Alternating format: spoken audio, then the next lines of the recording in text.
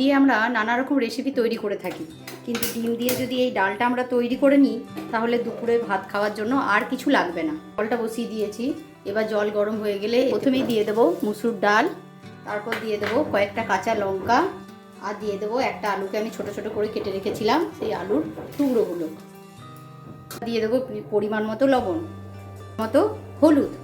কিছুটা সেদ্ধ হয়ে গেলে দিয়ে দেবো কুচানো টমেটো। সেদ্ধ হয়ে গেলে এর মধ্যে দিয়ে দেবো কুচানো পেঁয়াজ আর কুচানো রসুন, আর দিয়ে দেবো দুটো সেদ্ধ ডিম। তারপর ভালোভাবে নেড়ে নিতে হবে। এটা নামিয়ে নেব। আর একটা কড়াই বসিয়ে কড়াই প্রথমে দিয়ে দেবো সর্ষের তেল, তারপর দিয়ে দেবো 5 ফোড়ন, দেবো একটা শুকনো লঙ্কা আর কয়েকটা কারি পাতা। মধ্যে ডালটা দিয়ে দেবো, একটু ভাজা মশলা দিয়ে নামিয়ে নেব। এই হয়ে গেল ডিম ডাল, খেতে খুবই টেস্টি।